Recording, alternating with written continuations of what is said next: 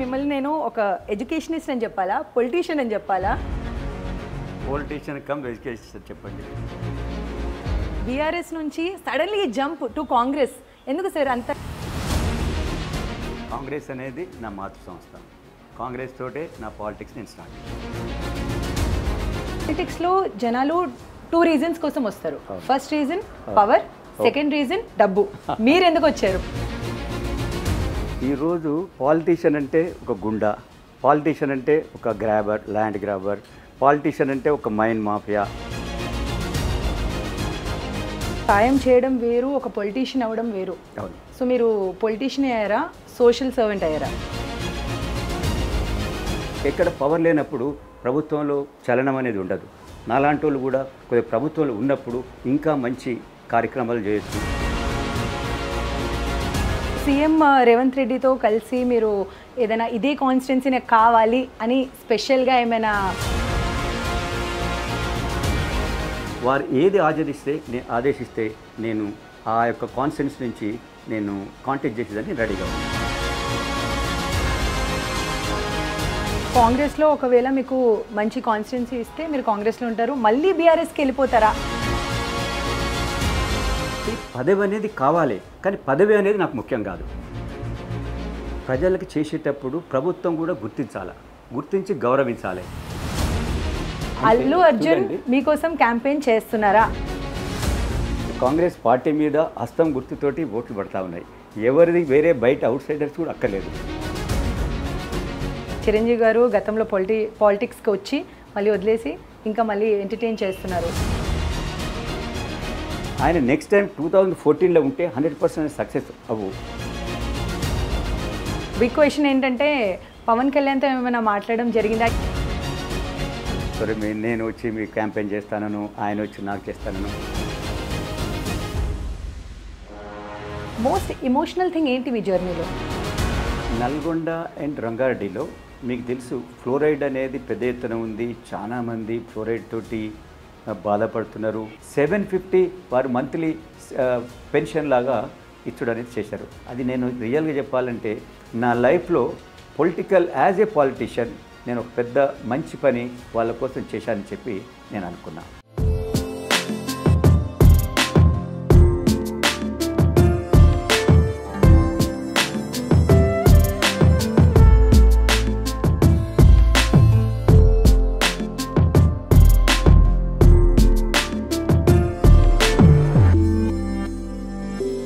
Film stars, super stars, politicians అందరు home tours చేశాం, కానీ ఈరోజు స్పెషల్ వ్యక్తి హోమ్ టూర్ చేయబోతున్నాం.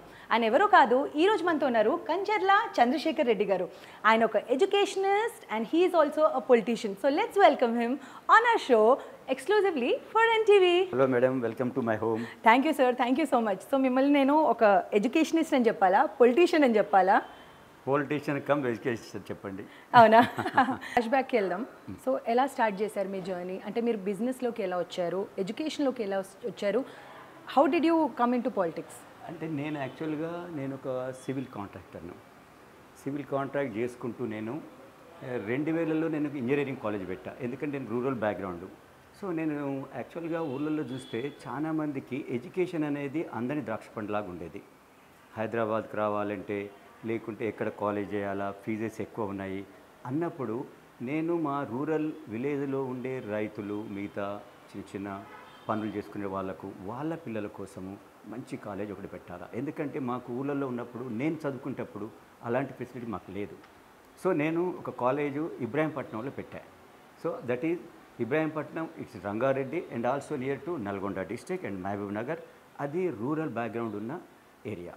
సో అక్కడ పెట్టడం వల్ల అంటే నేను ఏదైతే కాంట్రాక్ట్ చేస్తా ఉన్నానో కాంట్రాక్ట్ చేసుడు ఒకటే కాదు, బట్ నేను అంతో సొసైటీకి ఇవ్వాలని చెప్పి నేను కాలేజ్ స్టార్ట్ చేశాను. సో బీఆర్ఎస్ నుంచి సడన్లీ జంప్ టు కాంగ్రెస్ ఎందుకు సార్? అంత ఫాస్ట్ డిసిషన్ తీసుకున్నారు? జంప్ చేయలేదు. కాంగ్రెస్ అంతకుముందు నేను ఆ పార్టీలోనే, నేను కాలేజ్ డేస్ నుంచి నేను ఆ పార్టీలో ఉన్నా కాబట్టి it is my just like ఏమంటారు దాన్ని, back to home.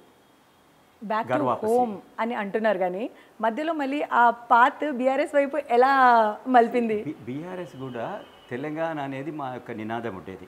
So Telangana తెచ్చిన పార్టీ అనే ఉద్దేశంతో అక్కడ ఆ పార్ట్లో కొన్ని రోజులు అక్కడ ఉండవలసి వచ్చింది. అంత తప్ప కాంగ్రెస్ అనేది నా మాతృ సంస్థ. కాంగ్రెస్ తోటే నా పాలిటిక్స్ నేను స్టార్ట్ చేశాను.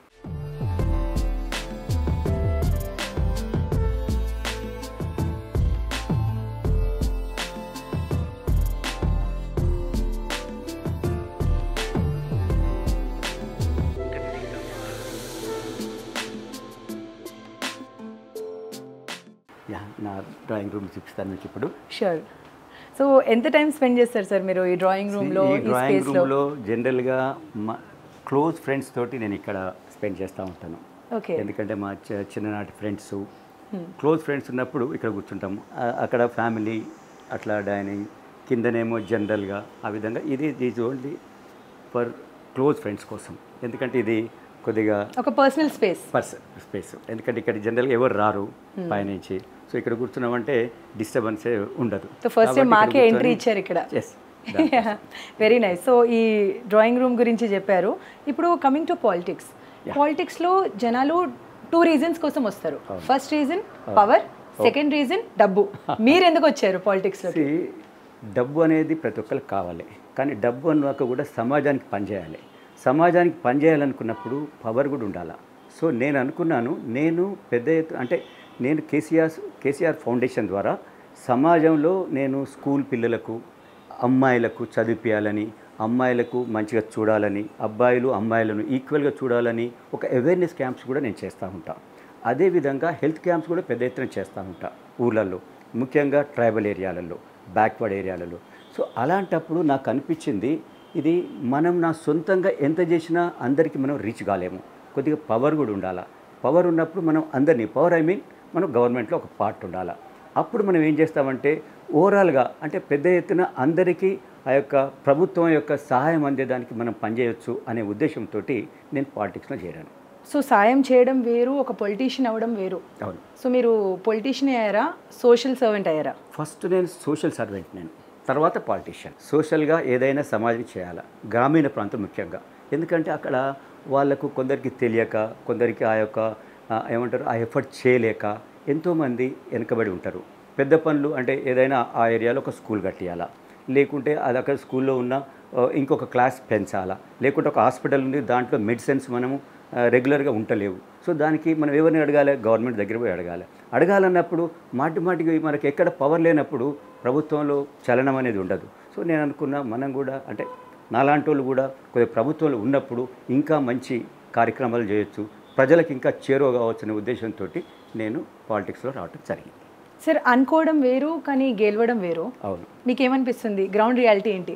గ్రౌండ్ రియాలిటీలో చాలా అంటే జనరల్గా పబ్లిక్ ఏమనుకుంటారు, హానెస్ట్గా ఉండాలి, క్యారెక్టర్ ఉండాలి, అలాంటి వాళ్ళు రావాలని జనరల్ అంటూ ఉంటారు, కానీ పాటించేది తక్కువ. సో అందుకని నిజంగా చెప్పాలంటే పాలిటిక్స్ మీరు అన్నారు కదా, డబ్బు కోసము పవర్ కోసము అనే నినాదం వచ్చింది. కానీ నిజంగా డబ్బుల కోసమే పవర్కి వస్తే అది ఎట్లా చెప్పండి? కానీ అదే జరుగుతుంది కదా సార్ అదే సమాజంలో. అది పోవాలా. అది ఎప్పుడు పోతుంది? పబ్లిక్లోకి అవేర్నెస్ రావాలి, మంచి వాళ్ళని మనం ఎన్నుకుందాము. డబ్బు అనేది నీ పర్సనల్, నీ కష్టపడి నువ్వు డబ్బులు సంపాదించుకోవాలి. పాలిటిక్స్లో నువ్వు డబ్బులు అంటే ప్రజలతోటి వాళ్ళ దగ్గర నువ్వు డబ్బులు తీసుకున్నట్టు, అది చాలా తప్పు. ఈసారి మీరు క్యాంపెయిన్ చేస్తే ఏ కాన్స్టిట్యుయెన్సీ నుంచి క్యాంపెయిన్ చేయబోతున్నారు? నేను బేసికల్గా కాంగ్రెస్ పార్టీలో నేను జాయిన్ అయ్యాను. కాంగ్రెస్ పార్టీ అనేది ఏ కాన్స్టిట్యుయెన్సీలో చేయాలి ఏంటనేది ఏఐసిసి నిర్ణయిస్తుంది. సిడబ్ల్యూసి వాళ్ళు కూర్చొని ఏ కాన్స్టిట్యుయెన్సీలో ఎవరు చేయాలా. నాకు ముఖ్యంగా చెప్పాలంటే నేను because of being a senior Congress leader అంతకుముందు తప్పక నాకు సిటీలో ఒక కాన్స్టిట్యున్సీ ఇస్తామని చెప్పంటా ఉన్నారు. సీఎం రేవంత్ రెడ్డితో కలిసి మీరు ఏదైనా ఇదే కాన్స్టిట్యున్సీ నాకు కావాలి అని స్పెషల్గా ఏమైనా ఇంట్రెస్ట్ పెట్టారా? అంటే సీఎం గారు ఏమన్నారంటే ఈరోజు సిటీలో మీకు తెలుసు హైదరాబాద్ మొత్తం సిటీలో బీఆర్ఎస్ పెద్ద ఎత్తున సీట్లు వచ్చాయి, ఓట్లు కూడా వాళ్ళకి ఎక్కువ వచ్చాయి. అప్పుడు వారు సీఎం గారి దృష్టిలో ఏముందంటే నాలాంటి వారు అంటే సమాజ సేవ చేస్తున్నాము, పబ్లిక్లో కొద్దిగా అంటే నేను కాలేజ్ కూడా నడుపుతాను, పెద్ద ఎత్తున నేను యాక్టివిటీస్ కూడా చేస్తాను, నాలాంటి వాళ్ళు సిటీలో కాంటెస్ట్ చేసినప్పుడు కాంగ్రెస్కు మంచి బెనిఫిట్ ఉంటుందని చెప్పి వారు అనడం జరిగింది. వారు ఏది ఆదేశిస్తే నేను ఆ యొక్క కాన్స్టిట్యున్సీ నుంచి నేను కాంటెస్ట్ చేసేదానికి రెడీగా ఉన్నాను. సో కాంగ్రెస్లో ఒకవేళ మీకు మంచి కాన్స్టిట్యున్సీ ఇస్తే మీరు కాంగ్రెస్లో ఉంటారు, మళ్ళీ బీఆర్ఎస్కి వెళ్ళిపోతారా? నేను చూడండి, నేను బీఆర్ఎస్లో కాన్స్టెన్సీ ఉన్నా లేకున్నా నేను 10 ఇయర్స్ ఉన్నాను. నేను ఎప్పుడు కూడా పదవి లేదని చెప్పి నేను 10 ఏళ్లలో నేను ఎక్కడికి అటు ఇటు పోలేదు. సో నేను కాన్స్టెన్సీ పదవి అనేది కావాలి, కానీ పదవి అనేది నాకు ముఖ్యం కాదు. అది అంటే ఇప్పుడు ఎవరికైనా ఒక పర్సన్కు ప్రజలకు చేసేటప్పుడు ప్రభుత్వం కూడా గుర్తించి గౌరవించాలి. అలాంటి వాళ్ళని గౌరవించినప్పుడే సొసైటీకి బెనిఫిట్ అవుతుంది, ఆ ప్రభుత్వం కూడా మంచి పేరు వస్తుంది చెప్పి వాళ్ళు తెలుసుకోవాలి. మాలాంటి వాళ్ళు కూడా, నాలాంటి వాళ్ళు, నాకు ఇంకా నన్ను చూసిన వాళ్ళు, లేకుంటే నాలాగా నా ఫ్రెండ్స్ అలాంటి వాళ్ళు కూడా పాలిటిక్స్కి వచ్చేదానికి ఆస్కారం ఉంటుంది. సో మల్కాజ్గిరి నుంచి మీరు పోటీ చేస్తున్నారని సోషల్ మీడియాలో ఆ న్యూస్ చక్కర్లో పెడుతుంది. అవును, అక్కడ మీకు చాలా పోటీ ఉండబోతుంది. మల్కాజ్గిరి అనేది చూడండి పెద్ద కాన్స్టెన్సీ, ఇట్స్ ఏషియాలోనే బిగ్గెస్ట్ పెద్ద పోటీ కూడా. పెద్ద పోటీ. న్యాచురల్గా ఇది సిటీ అన్నప్పుడు ఏదైతే మొత్తం ఎంటైర్ అది అంటే తెలంగాణే కాక ఏది మన ఆంధ్ర నుంచి కూడా ఇక్కడ సెటిల్ అయిన వాళ్ళు ఉన్నారు. అంటే అంతా మొత్తం అర్బన్లో ఇండస్ట్రియలిస్ట్ ఉన్నారు, మంచి పాలిటీషియన్స్ ఉన్నారు, అందరికి కూడా సిటీలో ఉంటారు కాబట్టి సిటీ బేస్లో చేయాలని అనుకుంటారు. కానీ పార్టీ ఎవరైతే రియల్గా పబ్లిక్ను వాళ్ళతోటి అనుబంధం ఉంది, వారితోటి ఎప్పుడు కలిసి పనిచేస్తూ ఉన్నారు, పార్టీలో కూడా తనకు నాలాంటి వాళ్ళు, నేను కాంగ్రెస్లో 10 ఇయర్స్ ఉన్నాను. 10 ఇయర్స్ ఎంతో పెద్ద ఎత్తున కాంగ్రెస్ పార్టీ కోసం పనిచేశాను. నేను ప్రభుత్వంలో ఏం పనిచేయలేదు. కాంగ్రెస్లో యాజ్ ఏ జనరల్ సెక్రటరీగా పనిచేశాను. నేను ఒక డిస్ట్రిక్ట్ ఇన్ఛార్జ్గా పనిచేశాను, ఎలక్షన్ ఇన్ఛార్జ్గా పనిచేశాను. కాబట్టి కాంగ్రెస్ తోటి నాకున్న అనుబంధంతో అంటే నన్ను కాంగ్రెస్లో సీనియర్ లీడర్ అందరూ, దాదాపు అందరు సీనియర్ లీడర్లు కూడా నన్ను గుర్తిస్తారు. కాంగ్రెస్లో మీకు మెంటర్షిప్ ఇచ్చే పర్సన్ ఎవరితో ఎక్కువ మెంటర్షిప్ ఉంది మీకు? 10 ఏళ్ల తర్వాత కాంగ్రెస్ తిరిగి ప్రభుత్వం ఏర్పరిచేదానికి ఎవరు ముఖ్యులు? రేవంత్ రెడ్డి గారు ముఖ్యులు. సో న్యాచురల్గా రేవంత్ రెడ్డి గారి వైపే ఈరోజు తెలంగాణ ప్రజలందరూ కూడా చూస్తూ ఉన్నారు. నాలాంటి వాళ్ళు కూడా రేవంత్ రెడ్డి గారిని వారి ద్వారానే కూడా తీసుకుంటాము, వారే మెంటర్గా ఉంటారు. మిమ్మల్ని అందరూ స్టార్ పొలిటీషియన్ అంటున్నారు, కానీ స్టార్ పొలిటీషియన్ కాదు, నేను politician. Allu Arjun star, so మా ఇంట్లో స్టార్ ఉన్నాడు, నేను పాలిటీషియన్ ఉన్నాను. ఓకే, చాలా చక్కగా చెప్పారు. ఎందుకంటే ఎక్కడికి వెళ్ళినా మీకు నాకు తెలిసి అల్లు అర్జున్ మామ వచ్చారు అని చెప్పి ఉంటారు. స్టార్ పాలిటీషియన్ అంటారు, కానీ నేను ఓన్లీ పాలిటీషియన్. నేను యాక్టర్ గాను, నేను యాక్ట్ చేయలేదు. But Allu Arjun is the star, is the national star. మీకు ఒక అడ్వాంటేజ్ ఉంది, ఎందుకంటే మీ ఫ్యామిలీలో ఆల్ స్టార్స్ ఉన్నారు. సో అల్లు అర్జున్ మీకోసం క్యాంపెయిన్ చేస్తున్నారా? వీళ్ళందరూ నాకు మోరల్ సపోర్ట్ డెఫినెట్ ఇస్తారు. క్యాంపెయిన్ అంటే ఆ రోజు పరిస్థితులను బట్టి డెఫినెట్ నాకు అవసరం ఉంటే చేస్తారు. ఈరోజు కాంగ్రెస్ అనేది డెఫినెట్ కాంగ్రెస్ పార్టీ మీద హస్తం గుర్తుతోటి ఓట్లు పడతా ఉన్నాయి. ఎవరిది వేరే బయట అవుట్ సైడర్స్ కూడా అక్కర్లేదు. But as a family member definite వాళ్ళ యొక్క సపోర్టు అంతా 100% నా వైపు ఉంటుంది. అర్జున్ మామయ్య నీ ఇష్టం, నువ్వేది మంచి అనుకుంటే నువ్వు వచ్చేయి. బికాజ్ నీకు ఒక సర్వీస్ చేయాలని ఒక ఇంట్రెస్ట్ ఉన్నది. సర్వీస్ నువ్వు చేయాలన్నప్పుడు ఎక్కడ నీకు రియల్గా నీవు అనుకున్నది సాధిస్తామని అనుకుంటే నీవు ఆ పార్టీలో చేరి డెఫినెట్ ప్రజలకు సర్వీస్ చేయి. సో సెలక్షన్ పరంగా నాకు తెలిసి మీరు చిరంజీవి గారితో కూడా మాట్లాడే ఉంటారు దీని గురించి. చిరంజీవి గారు గతంలో పాలిటిక్స్కి వచ్చి మళ్ళీ వదిలేసి ఇంకా మళ్ళీ ఎంటర్టైన్ చేస్తున్నారు. సో ఆ టైంలో ఆయన అనుభవాలు మీతో ఏమైనా షేర్ చేశారా? అంటే చిరంజీవి గారు అప్పుడు తన అనుభవాలు నాకు షేర్ చేశారు. తను ఏమన్నాడంటే అప్పుడు ఉన్న పరిస్థితులలో అప్పుడు 2 పార్టీలు కాంగ్రెస్ అండ్ తెలుగుదేశం చాలా స్ట్రాంగ్ పార్టీలు ఉన్నాయి. సో దానివల్ల కొద్దిగా ఆయనకు అంటే సక్సెస్ కాలేకపోయింది తప్ప ఆయన నెక్స్ట్ టైం 2014లో ఉంటే 100% సక్సెస్ అవ్వు. కానీ తర్వాత ఆయన మీకు తెలుసు కాంగ్రెస్లో ఆయన రాజ్యసభ మెంబర్ అయ్యాడు, మినిస్టర్ అయ్యాడు. కమింగ్ టు పవన్ కళ్యాణ్, అసలు బిగ్ క్వశ్చన్ ఏంటంటే పవన్ కళ్యాణ్తో ఏమైనా మాట్లాడడం జరిగిందా? ఈ మధ్య ఆయన చాలా స్టేట్మెంట్స్ కూడా ఇస్తున్నారు. అంటే పవన్ కళ్యాణ్ ఆంధ్రాలో తన జనసేన పార్టీ చేశాడు. ఎక్కడైనా ఫ్యామిలీ సెలబ్రేషన్స్ ఉన్నాయి, ఫ్యామిలీ ఫెస్టివల్స్లలో డెఫినెట్ పవన్ కళ్యాణ్ గారు కలుస్తూ ఉంటారు. కానీ జనరల్గా పాలిటిక్స్ గురించి ఎందుకంటే నాదొక పార్టీ, ఆయనదొక పార్టీ. సో మేము పార్టీ అంటే జనరల్గా ఏంటి, ఎలా క్యాంపెయిన్ జరుగుతుంది ఆ విషయాలు మాట్లాడుకున్నాం. కానీ సరే నేను వచ్చి మీకు క్యాంపెయిన్ చేస్తానను, ఆయన వచ్చి నాకు చేస్తానను మాట్లాడుకోలేదు. మీ అల్లుడు డెఫినెట్లీ మిమ్మల్ని సపోర్ట్ చేస్తున్నారు, డాటర్ డెఫినెట్లీ ఇంకా సపోర్ట్ చేస్తుంది. 100%. ఆ బ్యాలెన్స్ ఎలా చేసుకుంటున్నారు పాలిటిక్స్ అండ్ ఫ్యామిలీ? నా డాటర్స్ ఇద్దరు కూడా వెల్ ఎడ్యుకేటెడ్. నా పెద్ద డాటర్ నాగలక్ష్మి ఆమె షీ ఎంటైర్ ఎడ్యుకేషన్ అంటే అప్ టు గ్రాడ్యుయేషన్ ఇక్కడ జరిగింది. పోస్ట్ గ్రాడ్యుయేషన్ లండన్కి వెళ్ళాదనమాట. షెఫీల్డ్ యూనివర్సిటీలో తను పీజీ చేసింది. నా చిన్న డాటర్ మీకు తెలుసు కదా, స్నేహారెడ్డి, తను ఎంఎస్ పాలిటెక్నిక్ కాలేజ్ యుఎస్ అక్కడ చేసింది. కాబట్టి వాళ్ళు చదువుకునేటప్పుడు నేను పాలిటిక్స్లో అంటే నేను ఈ ఊళ్ళల్లో అవేర్నెస్ కార్యక్రమాలైనా, పార్టీ పనులైనా, పార్టీకి కార్యక్రమాలలో పార్టిసిపేట్ చేయడమైనా జరిగేది. వాళ్ళకి తెలుసు అనమాట మా డాడీ పాలిటిక్స్లో ఉన్నాడని. వాళ్ళు డెఫినెట్ దానికి సంతోషపడతారు. నేను పాలిటిక్స్లో అంటే ప్రజలకు పనిచేస్తున్నా అన్నప్పుడు వాళ్ళు కూడా దే ఫీల్ హ్యాపీ అనమాట. వాళ్ళకేమి ఇంట్రెస్ట్ లేదు పాలిటిక్స్లో, వాళ్ళకు ఇంట్రెస్ట్ లేదు. ఇప్పుడు యంగ్స్టర్స్ వాళ్ళు మీరు అన్నారు కదా, వాళ్ళ యొక్క ప్రొఫెషనల్లో వాళ్ళు మంచి చేయాలని, దాని తర్వాత వాళ్ళకి ఇంట్రెస్ట్ ఉంటే వాళ్ళు రావచ్చు.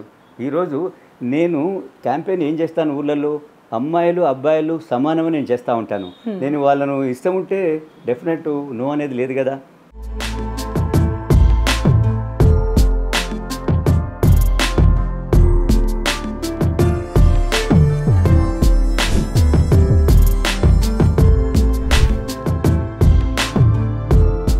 మిమ్మల్ని చూస్తే చాలా సింపుల్గా కనిపించేలాగా, చాలా చక్కగా ఎడ్యుకేషన్ గురించి మాట్లాడుతూ మళ్ళీ పాలిటిక్స్లోకి ఎలా వచ్చారు, ఇంకా పాలిటిక్స్లో ఇంపాక్ట్ ఎలా చేస్తారు మీరు? ఈరోజు పాలిటీషియన్ అంటే ఒక గుండా, పాలిటీషియన్ అంటే ఒక గ్రాబర్, ల్యాండ్ గ్రాబర్, పాలిటీషియన్ అంటే ఒక మైన్ మాఫియా, ఈ విధంగా ఉన్నది. అది చేంజ్ అయిపోవాలా. ఎందుకంటే ఈరోజు 21st సెంచరీలో యంగ్స్టర్స్ చదువుకున్న వాళ్ళు వస్తూ ఉన్నారు. వీళ్ళందరూ కూడా మంచి వాళ్ళు అనేది పాలిటిక్స్ వచ్చినప్పుడే ఈరోజు ఈ యొక్క దేశమైన, ఒక రాష్ట్రమైన, కుటుంబమైన ముందుకు పోతుంది. కాబట్టి సింపుల్గా ఉండి మన పని మనం చేసుకొని ప్రజలకు అంటే సొసైటీకి ఏం చేయాలనేది చేసినప్పుడే మనం ముందుకెళ్తాము.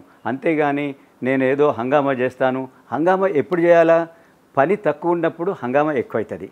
పని చేసే వాళ్ళు ఎప్పుడు కూడా మీకు తెలుసు కదా, ఒక ఇంగ్లీష్ సామెత ఉంది, empty vessels make more noise అని. సో ఆ విధంగా మనం చేసే పనిని సిన్సియర్గా చేయాలా. ఏదైతే మనకు వర్క్ ఇచ్చినరో మనం కూడా సొసైటీలో అంటే అందరికీ చూసే వాళ్ళకు కూడా, యంగ్స్టర్స్ కూడా మనకు రోల్ మోడల్గా ఉన్నప్పుడే వాళ్ళు కూడా మనపై ఉంటారు, మనలాగా వాళ్ళు పనిచేయాలనుకుంటారు. అంతేగాని ఒక రౌడీని చూసి రౌడీయిజం చేయబోతారు. కానీ అది కాదు కదా మనకు కావాల్సింది. మనం సింపుల్ ఉన్నా ఏదున్నా మనం చేసే పని ఏముంది, మనం చేసే కార్యక్రమం ఏంది, మనం చేసిన పనితోటే ప్రజలు గుర్తిస్తారు. సో గతంలో మీరు ఇంపాక్ట్ఫుల్ థింగ్స్ చేసేవి ఏంటి, ఇప్పుడు ఏం చేయబోతున్నారు? మీకు ఒక విషయం చెప్తాను. నేను నా ఎడ్యుకేషన్ అయిపోయిన తర్వాత గ్రాడ్యుయేషన్ మా ఊళ్ళో నేను అన్ఎంప్లాయిడ్ ఉన్నప్పుడు ఎంప్లాయ్మెంట్ కోసం చూస్తూ ఉంటాం కదా, అప్పుడు ఏం చేయాలి, నేను హెడ్ క్వార్టర్ అంటే నల్గొండ హెడ్ క్వార్టర్లో ఉన్నా జాబ్ కోసం. ఎక్కడ ఏంది జాబు, ట్యూటోరియల్ ఏమన్నా ఎట్లా టీచింగ్ తీసుకోవాలన్నా అని. అప్పుడు మా ఊళ్ళో పవర్ లేదు. 1983-84లో పవర్ లేనప్పుడు నేను ఉట్టిగా తిరిగే బదులు ఏదైనా ఒక ఊరికి ఒక కార్యక్రమం చేయాలని, ఆ రోజు మాది చిన్న గ్రామం, చుట్టుపక్కల గ్రామాలకు కూడా పవర్ లేదు. కానీ నేను ప్రతిరోజు అంటే నా యొక్క ఎంప్లాయ్మెంట్ కోసం తిరిగే ఆ సమయంలో నేను ఎలక్ట్రిసిటీ ఆఫీస్కి పోయి మా ఊరిలో పవర్ లేదు అని ఆ ఆఫీషియల్స్ను ఒప్పించి మా ఊరికి పవర్ తీసుకొచ్చా. దాని ద్వారా మా చుట్టుపక్కల గ్రామాలందరూ కూడా, ఇంత చిన్న గ్రామంలో ఒక చిన్న ప్రాజెక్ట్ వచ్చింది, ఇంకొకటి ఎలక్ట్రిసిటీ కూడా వచ్చింది. అంటే ఆ ఊరికి ఎలక్ట్రిసిటీ వచ్చిందంటే అందరూ వచ్చి చూసేటోళ్ళు. ఇంత చిన్న ఊళ్ళో ఎట్లా వచ్చింది అంటే ఆ రెండు కార్యక్రమాలు అంటే నాకు ఎంప్లాయ్మెంట్ లేనప్పుడే నేను ఆ కార్యక్రమం చేయడం జరిగింది.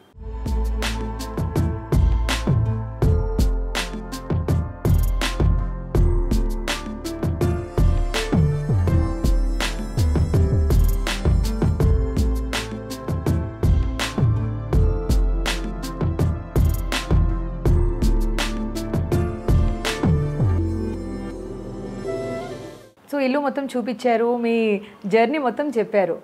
మోస్ట్ ఎమోషనల్ థింగ్ ఏంటి మీ జర్నీలో? అంటే నేను యాజ్ ఏ పొలిటికల్ దాంట్లోకి వచ్చిన తర్వాత నేను నల్గొండ అండ్ రంగారెడ్డిలో మీకు తెలుసు ఫ్లోరైడ్ అనేది పెద్ద ఎత్తున ఉంది. చాలామంది ఫ్లోరైడ్ తోటి బాధపడుతున్నారు. అంటే వాళ్ళకు చేతులు వంకర, కళ్ళు వంకర, ఒక 20-30 ఇయర్స్కే వాళ్ళు ఏం పని చేయలేకుండా అయిపోయేది అనమాట. అలాంటి నల్గొండ డిస్టిక్లో, రంగారెడ్డి డిస్టిక్లో చాలా ఉండేది.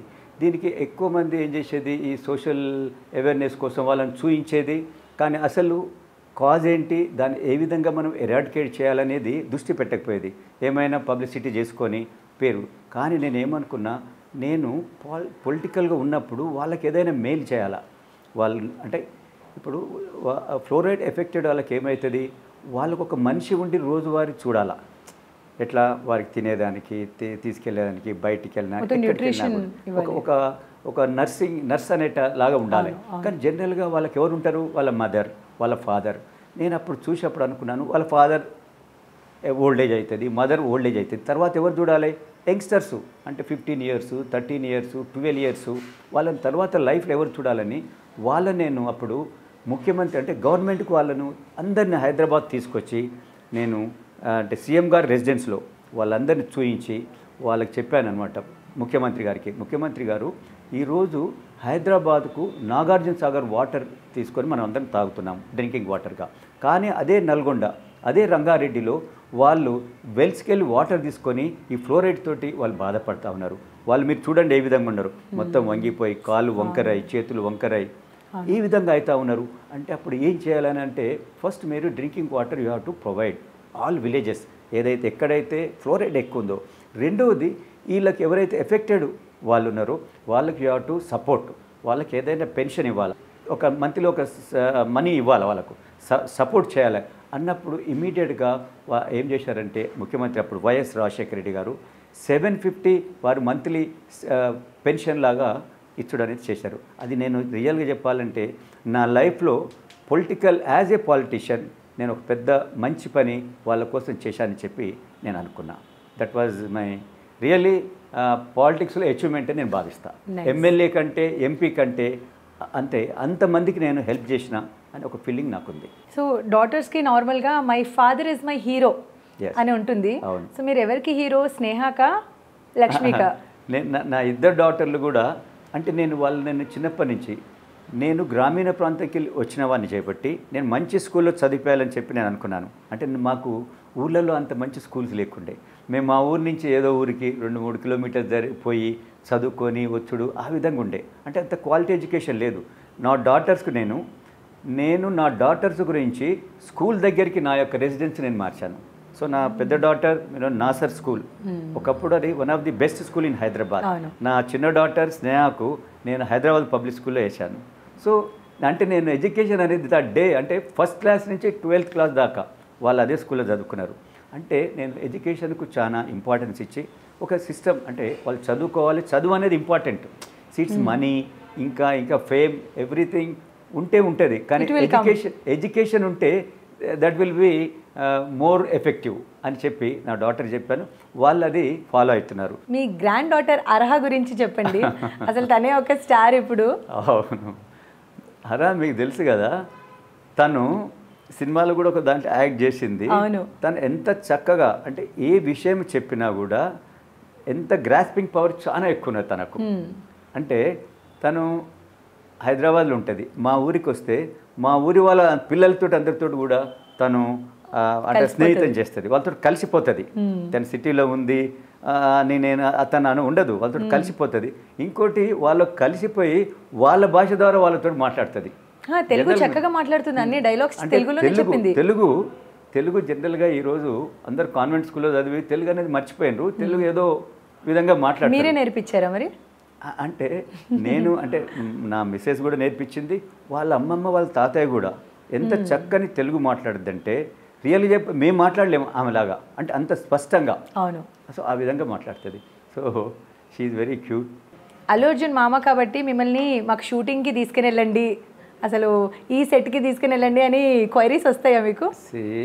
ఈవెన్ మా కాలేజీలో మా స్టూడెంట్స్ అంటూ ఉంటారు, మా కాలేజీకి ఒకసారి అర్జున్ వచ్చాడు. ఓకే, అర్జున్ వచ్చి స్టూడెంట్సే కాక మా ఊరికి వస్తాడు కదా అర్జున్. వచ్చినప్పుడు ఆయన వచ్చిన అంటే చెప్పకుండానే తీసుకొస్తాము, చెప్తే మొత్తం రోడ్ మొత్తం కూడా జామ్ చేస్తారు, రానియరు, ఫోటోలు అంటారు. వచ్చి నాకు జస్ట్ విదిన్ మినిట్స్లో తెలిసిపోతుంది. విదిన్ మినిట్స్ తెలియగానే టోటల్ అంటే ఆ ఏరియాకు మా ఊరికి ఒక 60-70 కిలోమీటర్ల నుంచి పబ్లిక్ వస్తారు.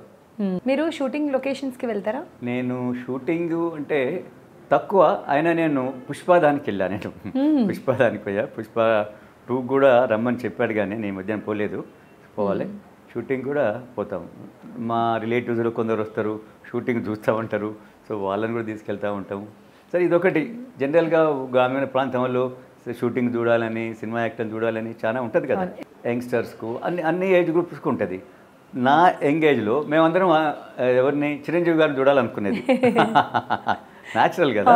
సో ఇప్పుడున్న వాళ్ళు అల్లు అర్జున్ చూస్తాం, మేము బన్నీని చూస్తాం, పుష్పాన్ని చూస్తాం. ఇప్పుడు పెద్ద ఎత్తున అనమాట. నాట్ ఓన్లీ అంటే ఒక ఊరి నుంచి కాదు, నాకు తెలిసిన చాలా మంది ఫ్రెండ్స్, నా ఫ్రెండ్స్ కొందరు యూఎస్ పోయినరు, వాళ్ళ పిల్లలు వస్తారు. కొందరు అంటారు నా డాటర్ మెడిసిన్లో జాయిన్ అవుతుంది, జాయిన్ అయ్యే ముందట నేను అర్జున్ చూసిపోతా ఉంటుంది. ఎందుకంటే మళ్ళీ 5 years దాకా మెడిసిన్ కంప్లీట్ అయిన దాకా నేను ఇక్కడ రాను, కాబట్టి అర్జున్ చూడాలి, ఆ విధంగా అంటూ ఉంటారు. నేను ఓకే, వీలైనప్పుడు డెఫినెట్ నేను కూడా తీసుకెళ్తాను, చూపిస్తాను. ఇప్పుడు మీ ప్రపంచం వేరు, సినిమా ప్రపంచం వేరు. సినిమా ప్రపంచంలో అక్కడ షూటింగ్స్ చూసేటప్పుడు, అన్ని కెమెరాస్ చూసేటప్పుడు, ఇంకా యాక్షన్ సీన్స్ చూసేటప్పుడు మీకు ఏమనిపిస్తుంది? అంటే మేము పాలిటీషియన్ ఏమనుకుంటామంటే మాకే చాలా కష్టం, మేము సమ్మర్లో ఎండలో పోతూ ఉంటాం, వర్షంలో తడుచుకుంటూ పోతూ ఉంటాం అని అనుకుంటాం, న్యాచురల్గా అనుకుంటాం కదా. అదేవిధంగా సినిమా యాక్టర్స్ కూడా వాళ్ళ షూటింగ్లో వాళ్ళకి ఎంత హార్డ్ వర్క్ ఉంటుంది, చాలా లైటింగ్ ఉంటుంది, వాళ్ళకు వాటర్, ఒక్కొక్కసారి చలికాలంలో వర్షం నీళ్ళు పడుతూ ఉంటాయి, చేయాలి, ఒకటేసారి కాకుండా షూట్ 2-3 సార్లు చేస్తూ ఉంటారు. సో వాళ్ళది కూడా రియల్గా చాలా కష్టమైన పని అని మనకు చూసినప్పుడు మనకు తెలుస్తుంది. థ్యాంక్ యూ సో మచ్, చాలా చక్కగా అనిపించింది. ఐఎమ్ వెరీ థ్యాంక్ఫుల్ మీకు మరియు మీ ఎన్టీవీ వారికి కూడా నా యొక్క థ్యాంక్స్. సో చూశారు కదా, చంద్రశేఖర్ రెడ్డి గారు ఏమంటున్నారంటే ఆయన ఊర్లో ఆయన పవర్ తీసుకొచ్చారు, పాలిటిక్స్లో కూడా త్వరలో ఒక పవర్ఫుల్ పొజిషన్లో ఉండబోతున్నారు. కెమెరా పర్సన్ అలీ అండ్ రాంబాబుతో తరుణ, ఎన్టీవీ హైదరాబాద్.